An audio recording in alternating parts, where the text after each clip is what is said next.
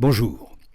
Arménie Info va s'intéresser, une fois de plus, au sort des prisonniers arméniens en Azerbaïdjan. Nous recevons deux personnalités. Le député Pupponi, qui est membre du MODEM, qui fait des interventions remarquées et remarquables sur l'Arménie. Nous pouvons les voir sur les archives de la chaîne parlementaire. Il est très impliqué dans ce conflit. Nous avons avec nous aussi Rémi Makinadjian, qui est le président du mouvement arménien. Qu'est-ce que c'est que le mouvement arménien ? C'est un mouvement que vous avez créé, je crois, il y a 6 mois ? Oui, tout récemment, je vous remercie, cher Mario. Bonjour, cher François. Bonjour. Le mouvement arménien est né du constat qu'en France, nous sommes 650 000 Français d'origine arménienne et qu'une très grande majorité n'est pas représentée. Nous avions initié ce projet et à l'occasion de la guerre des 44 jours menée par l'Azerbaïdjan, associé par la Turquie et des djihadistes, à l'endroit de la République d'Artsakh et des populations civiles, nous avons donc mis en œuvre le projet du mouvement arménien. Nous avons immédiatement écrit au président de la République pour présenter notre organisation et nous avons été reçus le 10 février dernier par M. Stroda, M. Poux, président du J2IA, membre du mouvement arménien, et moi-même. À cette occasion, nous avons donc exposé nos projets, notre programme, perspectives de 2021 et de 2022. Et bien évidemment, nous avons, dès le 10 février dernier, fait état de la libération des prisonniers de guerre arméniens retenus par l'Azerbaïdjan, qui est un sujet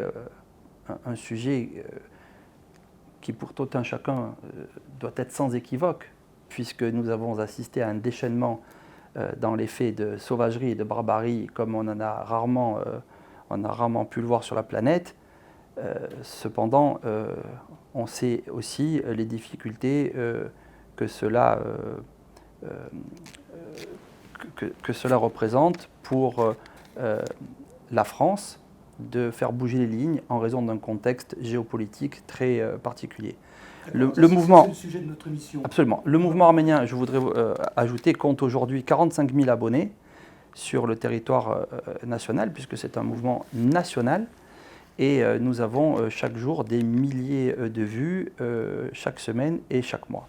Sur Arménie Info, je précise que c'est Jean-Christophe Buisson qui est le parrain de cette association. Monsieur le député, vous arrivez d'Arménie et même de l'Artsakh. Vous y êtes allé très récemment. Parlez-nous un peu de ce que vous y avez vu. Alors, la situation est catastrophique et dramatique. Sur les prisonniers, donc, les autorités aksariotes et arméniennes que nous avons rencontrées les évaluent autour de 250, pour lesquels ils n'ont pas de nouvelles. Contrairement à toutes les règles du droit international, puisque le conflit, il y a eu un accord de cessez-le-feu, et donc il n'y a aucune raison pour que les Azéris gardent ces prisonniers. L'inquiétude est forte.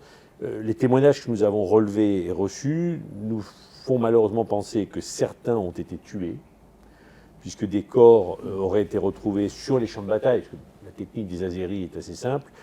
Lorsqu'un prisonnier décède ou est tué, on jette le corps sur le... Parce qu'il y a encore des disparus, c'est-à-dire qu'il y a encore des soldats qui ne sont pas rentrés, qui ne sont pas forcément prisonniers, qui ont sûrement été tués, mais dont on n'a pas retrouvé les corps.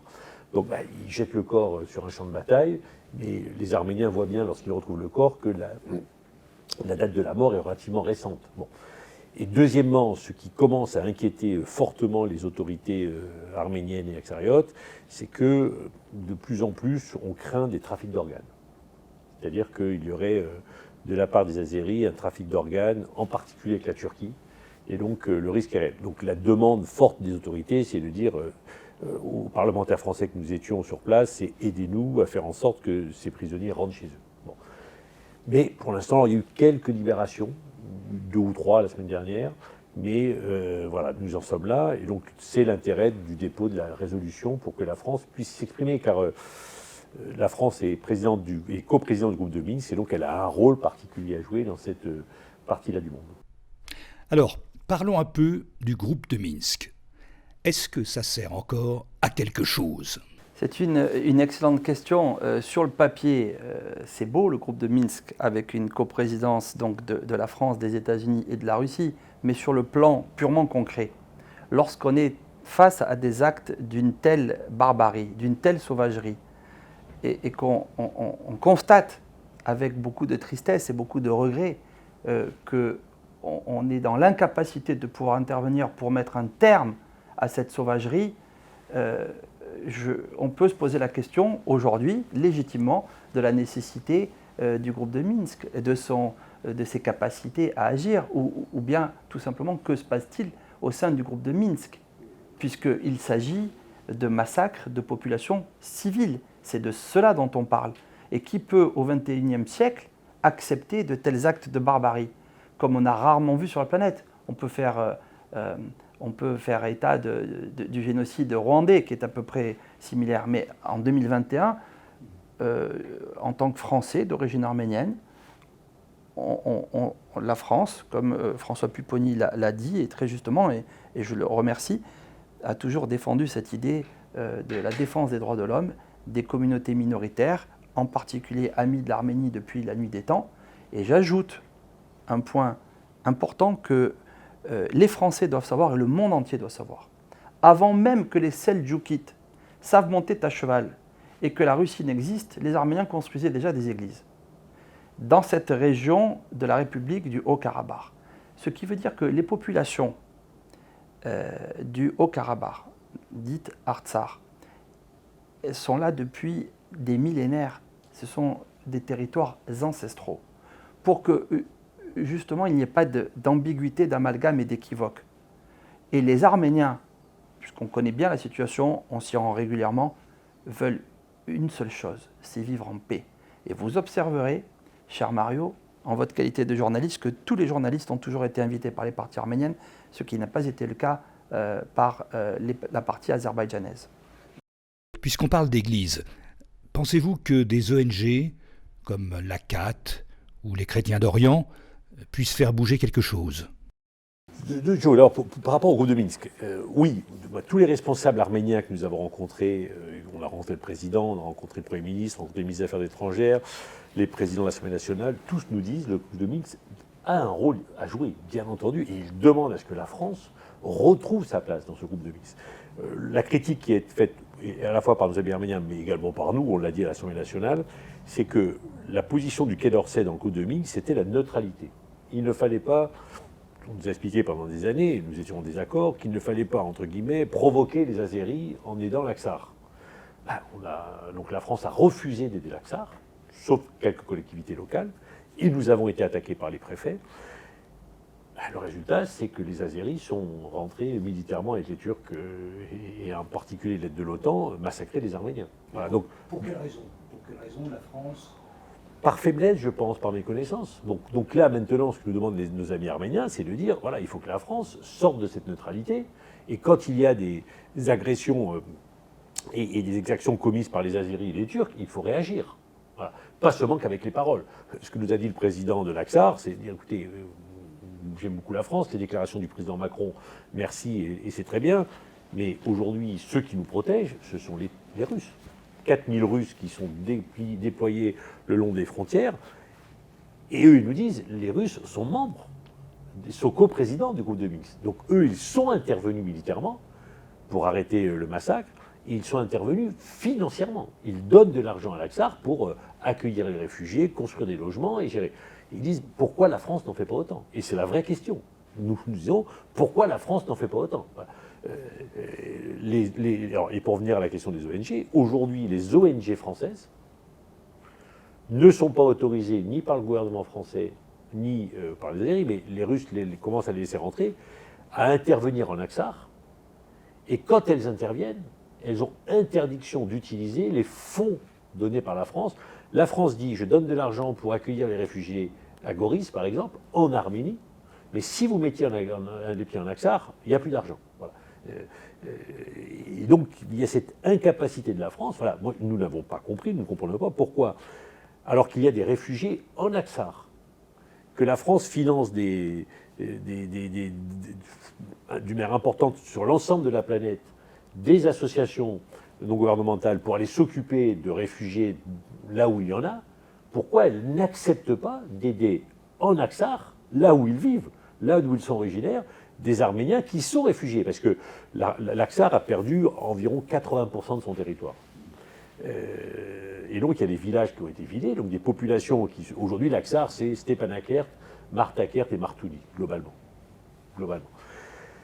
Et donc les gens qui n'étaient pas dans cette ville-là se sont réfugiés dans ces territoires. Il faut bien les aider. Il faut les aider à se loger, il faut les aider à se nourrir. Et là, la France refuse. Elle dit, tant qu'ils sont en Arménie, on les aide. Le jour où ils rentrent chez eux, on ne les aide plus. Donc cette position de neutralité vis-à-vis de l'Azerbaïdjan a bien montré ses limites, puisque ça n'a pas empêché le conflit, loin de là. Et donc il faut que la France se remette à avoir sa position, non seulement au sein du groupe de Minsk, et les Arméniens le revendiquent, mais également acceptent que des collectivités locales, que des associations, que des ONG aillent en Aksar aider les gens qui souffrent dans cette partie du pays. Si elle ne fait pas ça, je pense qu'elle n'est pas au rendez-vous de l'histoire et qu'elle perd son rôle de pays des droits de l'homme et de défenseur des gens qui sont martyrisés parce que issus d'une communauté, issus d'une religion. Et l'honneur de la France, alors il y a un double discours entre le président de la République, qui lui a des discours extrêmement appréciés en Arménie, et le Quai d'Orsay, qui a une position beaucoup plus neutre. Et c'est bien la difficulté. Donc là, il faut que la France, et nous on prône pour que ce soit le président de la République qui impulse la politique étrangère de la France, et pas seulement certains diplomates du Quai d'Orsay. D'accord, c'est très important ce que vous venez de dire. Et méconnu par le grand public. Alors, juste sur les prisonniers, voilà, donc l'idée c'est que la France dise haut et fort à l'Azerbaïdjan et à la Turquie, il faut rendre ces prisonniers. Voilà. D'où l'intérêt de cette résolution que j'ai déposée à l'Assemblée nationale, pour que l'Assemblée nationale française parle au nom du peuple français, pour dire, dans ce conflit, nous considérons qu'il est inimaginable, insupportable et inacceptable que l'Azerbaïdjan garde des prisonniers, elle doit rendre ces prisonniers le plus vite possible, et j'allais dire, en bonne santé. Rémi, parlez-nous de ces prisonniers qui sont dans un état absolument lamentable. On voit beaucoup de vidéos qui sont filmées par des Azéris eux-mêmes. On voit des scènes d'humiliation épouvantables. On les voit non seulement en train de les brutaliser, mais aussi de les obliger à se mettre à genoux, à embrasser le drapeau de l'Azerbaïdjan, etc. Bon, quand on lit la Convention de Genève, l'article 3, demeure prohibée les atteintes portées à la vie et à l'intégrité corporelle, les mutilations, les traitements cruels, tortures et supplices, les atteintes à la dignité des personnes, notamment les traitements humiliants et dégradants. Alors, cette Convention de Genève, qu'est-ce qu'on fait? On s'assoit dessus? Force est de constater, et dans le prolongement de ce que disait François Pupponi, que l'Azerbaïdjan n'en a que faire, puisqu'elle ne respecte rien. Aucun des accords et des traités internationaux ne sont respectés. Et d'ailleurs, à l'occasion de la guerre des 44 jours, ce n'était pas une guerre classique. C'était une bataille navale, il faut le dire. Les gens du monde entier doivent le savoir que l'Azerbaïdjan a employé des bombes à sous-munitions, formellement interdites par justement la Convention de Genève, mais également des bombes au phosphore, rendant donc impossible pour les hommes de procréer pour l'avenir. Donc imaginez-vous comment l'impact dramatique que cela a sur la démographie donc arménienne, mais pas que, puisqu'ils ont utilisé des milliers de drones. C'était donc une bataille navale où d'un côté vous aviez des Azerbaïdjanais qui s'amusaient avec le joystick, et de l'autre côté vous aviez des Arméniens qui n'avaient entre guillemets pour seules armes des Kalachnikov. Donc on n'était pas dans un schéma classique. Et pour reprendre, et dans le prolongement de ce que disait François Pupponi, nous pourrions nous poser la question de se dire, est-ce qu'en réalité il n'y a pas une démarche raciste, extrémiste de la part de l'Azerbaïdjan, associée à la Turquie, s'inscrivant dans un panturquisme visant à éradiquer sur la carte de cette région-là tout ce qui n'est pas arménien. Parce qu'aujourd'hui, il faut dire les choses clairement. Et en ce qui me concerne, j'ai pas peur des mots, nous sommes en train d'assister à cela. Et la France serait honorée, comme l'a dit François Pupponi, et je suis tout à fait d'accord avec vous, qu'elle se saisisse par la voix du président de la République lui-même, de demander officiellement à l'Azerbaïdjan la libération des prisonniers arméniens retenus par l'Azerbaïdjan, puisque cette situation, elle est insoutenable, elle est inacceptable pour nous, mais imaginez-vous les familles. Oui, il s'agit d'une déshumanisation Totale. Alors, on a rencontré, nous, le défenseur des droits en Arménie, donc, qui nous a effectivement montré toutes les vidéos, certaines que nous avions vues, mais nous avons encore découvert des horreurs.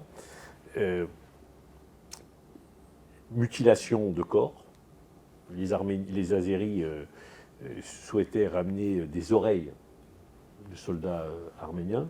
C'était un peu leur trophée. Il y a d'ailleurs, le président Aliyev a fait à Bakou Un musée de guerre où on ramène tout ce qu'on a pu prendre aux Arméniens. avec en évidence des scènes, scènes de barbarie, hors norme, de décapitation des prisonniers arméniens qui ont été créées comme des œuvres d'art. Voilà, donc c'est ignoble. Ah, c'est ignoble. Non, mais c'est non seulement ignoble, ils ont utilisé, parce que les soldats arméniens... parce que, effectivement, moi je partage votre avis, la guerre qui a été commise en Arménie, enfin en Artsakh, par les Azéris et les Turcs, qui étaient présents sur le terrain des opérations, est la première des guerres modernes, avec une surutilisation des drones. Alors, certains drones israéliens, mais beaucoup de drones turcs, en fait. Bon. Et donc, les Turcs ont expérimenté cette nouvelle arme, et effectivement, il faut le reconnaître, et nos interlocuteurs l'ont dit, l'Arménie ne s'était pas préparée. L'Arménie était dans une préparation d'une guerre ancienne. Les Azéris et les Turcs ont mis en œuvre la première guerre moderne du XXIe siècle. Tout à fait. Et le résultat, nous le connaissons, ça a été un massacre. Mais on peut dire peut-être que le drone permet de viser une cible bien précise en évitant les dommages collatéraux aux civils. Mais ce n'a pas été le cas. Alors, si vous voulez, il y a eu la technique des drones. Moi, j'ai rencontré des habitants, des anciens combattants, en particulier à Martouni. Ce qu'ils nous disaient, c'est que vous soyez civil ou pas, une fois que le drone vous a repéré, il ne vous lâche plus. Voilà. Donc, il y a eu des massacres. Hein. Et les drones, aujourd'hui encore, survolent l'Artsakh. Hein. Puisque les Turcs, dans le cadre de l'accord de paix, de cessez-le-feu plutôt, ont le droit de venir surveiller ce qui se passe. Donc ils entendent, ils voient encore des drones au-dessus de leur tête actuellement. Bon. Alors, sur les exactions, bien entendu que c'est inimaginable, insupportable, c'est de la barbarie, donc moi j'ai vu des images qui sont insoutenables. Ce que faisaient les Azéris aussi, c'est qu'ils récupéraient les portables des prisonniers, ils appelaient leur famille en leur disant, dans une heure, donc ils utilisaient les réseaux sociaux du prisonnier, et une heure après, ils mettaient sur les réseaux sociaux du prisonnier le même prisonnier décapité. Bon, voilà. Donc alors, des actions sont en cours de la part d'Arménie pour, bien entendu, atteinte à la dignité humaine, éventuellement crime de génocide, crime contre l'humanité. On espère que ces procédures iront jusqu'au bout, mais bien entendu que les procédures sont en cours.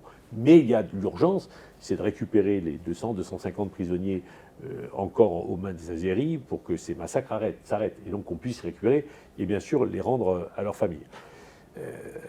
Après, ce qu'il faut savoir aussi, c'est que toutes les grandes puissances s'intéressent à la manière dont la Turquie et l'Azerbaïdjan ont mené cette guerre pour justement se préparer à cette guerre moderne. Voilà. Le principal reproche qui a pu être fait à l'Arménie, c'est de ne pas avoir acquis des armes pour empêcher les drones. Il y a des armes contre les drones. L'Arménie n'en avait pas, et donc l'avenir, c'est aussi de se préparer à une guerre moderne. Alors, parce que vous aviez raison de dire que la volonté, c'est effectivement de sortir les Arméniens de là où ils sont. Aujourd'hui, c'est 100 millions de Turcs et d'Azéris qui entourent 3 millions d'Arméniens. Hein. Bon. Heureusement que les Russes sont là, ils empêchent le massacre, mais la volonté affichée d'Aliyev et d'Erdogan, c'est de créer cette fameuse voie entre Bakou et Ankara, par le sud de l'Arménie, et tout le monde sait sur place qu'il y avait le problème de l'Artsakh, que les Russes ont arrêté après la perte de Souchi, uniquement pour laisser une petite poche et dire aux Azéris et aux Turcs, maintenant vous arrêtez. Mais on sait très bien que la volonté des Turcs et des Azéris, c'est demain d'ouvrir une voie au sud de l'Arménie, dans le sunnite, pour relier, et qu'ils le feront de gré ou de force. Oui, pour relier les trois mers, la Caspienne, voilà. la Loire et la Mais Méditerranée. en faisant ça, ils occuperont une partie de l'Arménie, et non plus que de l'Aksar, une partie de l'Arménie, et il couperait de ce fait l'Arménie de tous ses voisins, puisque l'Arménie sera entourée de l'Azerbaïdjan, de la Turquie, et au sud ne pourrait plus aller en Iran. Voilà. Donc mais la volonté affichée, c'est de dire on crée ces grands. Alors ils le feront, aujourd'hui ils essayent de l'avoir dans le cadre de l'accord de cessez-le-feu. Le Premier ministre Pachinian a dit que jamais il n'y aurait une voie au sud. Donc si on les empêche de le faire dans le cadre d'une négociation, le sentiment général sur place, c'est qu'un jour ou l'autre, ils rentreront en Arménie pour faire cette voie. Il y a un autre aspect qui est extrêmement inquiétant. Dans le cadre du cessez-le-feu, on est revenu aux frontières donc, de 1921, sauf Stepanakert, Martakert et Martouni, mais dans la partie azerbaïdjanaise, qui était jusqu'à présent occupée par l'Arménie dans le cadre de l'Aksar, les Azerbaïdjanais ont récupéré 80% des sources qui alimentent et l'Arménie et l'Aksar. Donc ils sont capables d'empêcher, par exemple, le lac Sevan d'être alimenté, voire d'empoisonner une partie des sources. Voilà. Donc ce problème de la maîtrise de l'eau est également extrêmement important. L'Aksar, par exemple, a perdu 70% de ses barrages hydroélectriques qui permettaient d'alimenter et en Aksar et en Arménie une partie de l'électricité. Voilà. Donc ce qui s'est passé là, c'est quelque chose qui a basculé. Donc l'Aksar est en survie. Et répète, tout le monde est convaincu que la suite logique pour les Arméniens, pour les Turcs et les Azéris, c'est le sud de l'Arménie. Pour l'histoire de l'eau, les soviets déjà avaient en partie asséché le lac Sevan. On va terminer notre entretien par l'aspect économique. Vous parlez de 3 millions d'Arméniens, mais 12 millions dans le monde. La diaspora est phénoménale. C'est ça, la force de l'Arménie. Alors, parlez-nous un peu des perspectives économiques. C'est un pays exsangue, ils n'ont pas le pétrole de leurs voisins de Bakou, le tourisme depuis 2 ans n'existe plus à cause de la pandémie. Comment ce pays va s'en sortir économiquement ?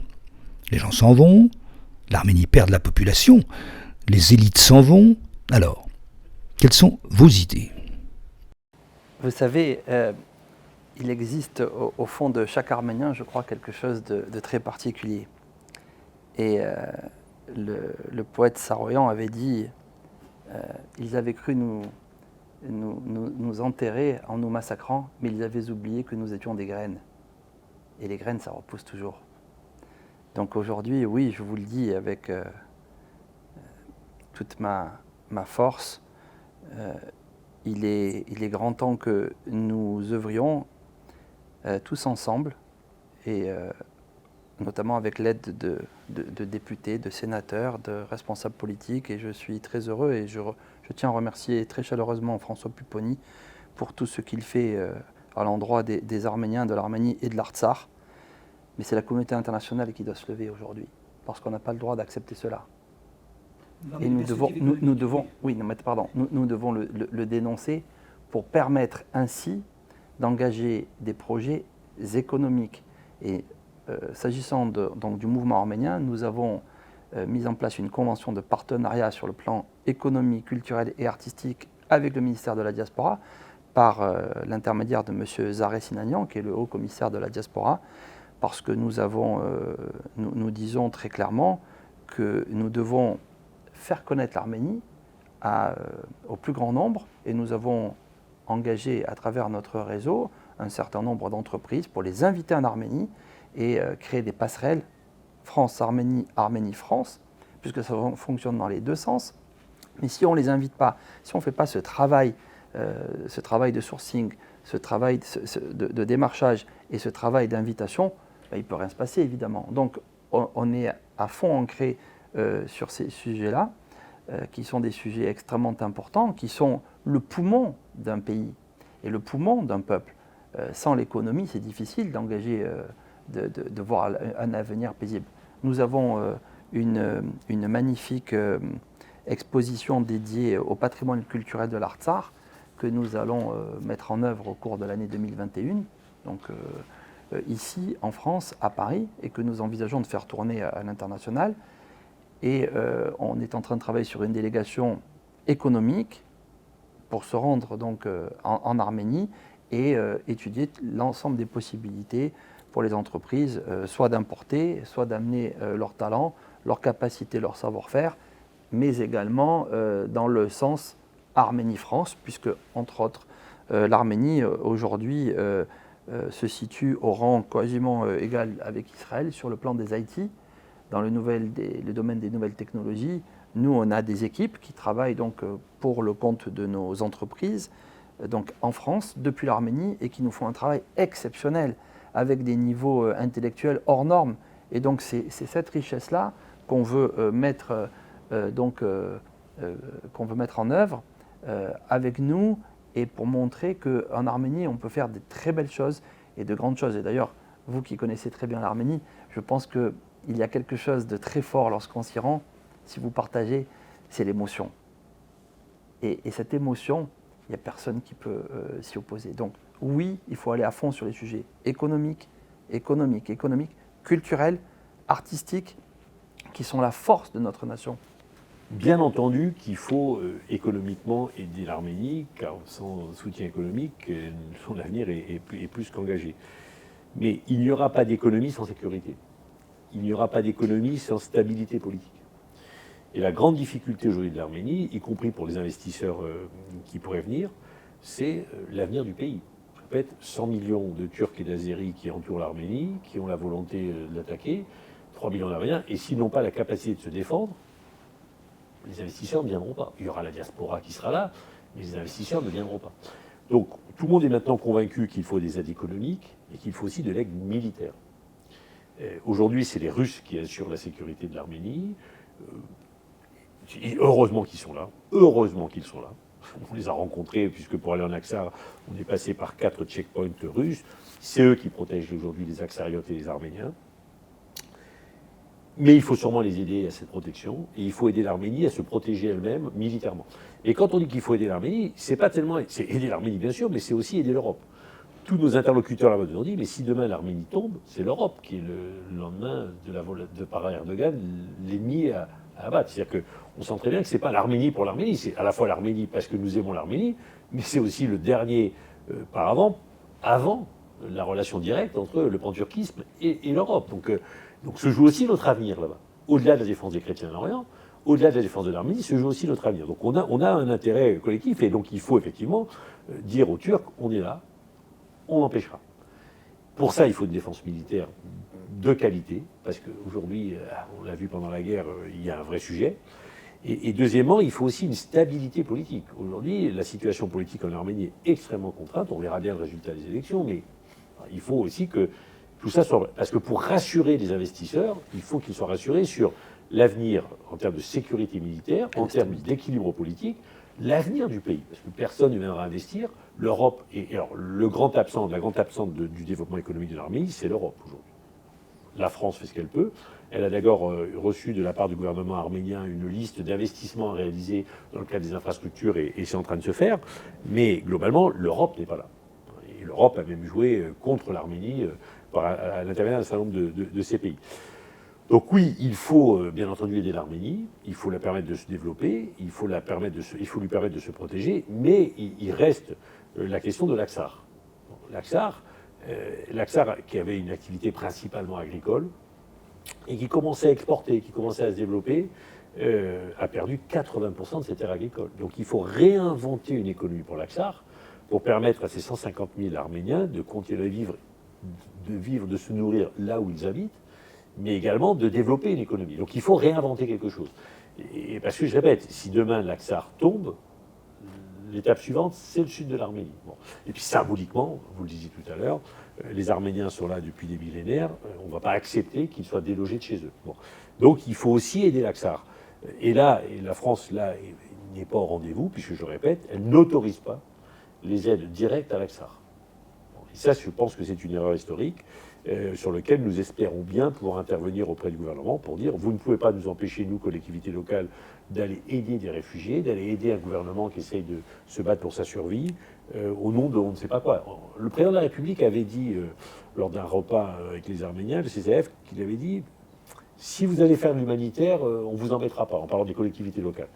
Le fait est que nous faisons de l'humanitaire, mais que les préfets défèrent les aides humanitaire des collectivités locales françaises en destination de l'Aksar devant les tribunaux. Bon. Donc il y a une espèce de double langage de la part du président et du gouvernement français qui ne sont plus des double langages acceptables. Donc ce qu'il faut, et d'ailleurs le président Aroutounian, le président de l'Aksar nous l'a bien dit, eux, ce dont ils ont besoin, c'est de l'argent maintenant pour aider les réfugiés sur place et reconstruire une économie viable pour ce qu'il reste du territoire de l'Aksar. Donc il y a l'Arménie, bien sûr, qu'il faut aider, mais je répète, il faut aussi une aide militaire. On ne pourra plus se contenter que d'une aide économique, parce que, je répète, s'ils ne sont pas capables de se défendre militairement, moi je le dis moi, avec une certaine gravité, l'avenir même de l'Arménie est en jeu. Un jour ou l'autre, aujourd'hui, militairement, il faut qu'ils soient capables d'empêcher, avec d'autres, pas de secret, hein. Il y a une phrase célèbre qui dit que quand on n'a pas d'armée, on s'appuie sur l'armée des autres. Bon. Et donc si ce ne sont pas les Russes, éventuellement les Français, dans le cadre d'une force internationale, qui sont là pour protéger et empêcher les Turcs et les Azéris de continuer à avancer, un jour ou l'autre, je répète, tout ou partie de l'Arménie peut être occupée. Eh bien, un mot pour conclure. Merci de nous avoir invités aujourd'hui. C'est un sujet qui nous préoccupe au plus profond de nous-mêmes et pour lequel personne ne peut rester insensible face à ces actes de barbarie et de sauvagerie comme on en a rarement vu sur la planète en réalité. Et donc, merci. On va continuer à mener nos combats et à occuper l'espace parce que je crois que c'est cela qui compte. Oui, pour pas que ce pays disparaisse. Écoutez, moi je rentre de ce voyage à la fois conscient de la gravité de la situation, mais avec une force et un optimisme qui m'ont été transmis par les Arméniens et les Aksariotes. Les Aksariotes nous ont dit, voilà, la situation est grave. Vous savez, quand vous y allez, moi j'y allais souvent en Aksar, mais là quand vous y allez et que vous passez 4 checkpoints russes et que le 4e se situe à Souchi, qui est juste au-dessus de Stepanakert, et que quand vous passez au checkpoint, vous avez le drapeau azéri, le drapeau turc, et que vous voyez le blanc des yeux des soldats azerbaïdjanais, et là-bas, ils nous ont dit, c'est grave, c'est une nouvelle épreuve qui nous est proposée, on s'en sortira et on partira pas. Voilà. Ils ont une volonté, une soif de vivre, de maintenir, qui nous oblige, nous. Voilà. On n'a pas le droit d'être défaitistes quand on voit les gens sur place. Tous nous ont dit, on partira pas. On est là, on est d'ici. Ils sont au-dessus, ils nous regardent. On restera et on gagnera. Voilà, donc cette volonté. Et idem en Arménie, où la vie a repris son cours. Hein. C'est ce qui est très impressionnant, même à Stepanakert. Bien sûr qu'il y a le drame, on a visité les cimetières, les hôpitaux, tout ça est dramatique, mais la population a décidé de continuer à vivre, continuer à se battre. Et donc voilà, on est revenu avec plein d'optimisme, même si quand on regarde lucidement la situation, on s'est dit elle est grave, mais sur place, les Arméniens ne lâchent rien. On est là, on y est depuis des siècles, des millénaires, on y restera, on continuera à se battre. On va rebondir par rapport à cet échec militaire. Et le ministre des Affaires étrangères nous a dit une phrase qui nous a beaucoup marqué et qui résume un peu tout. L'Arménie n'est pas un pays battu. Voilà. Et donc, il faut qu'on continue à se battre avec eux. Merci beaucoup pour Merci à vous. cette force que vous dégagez. Arménie Info vous remercie.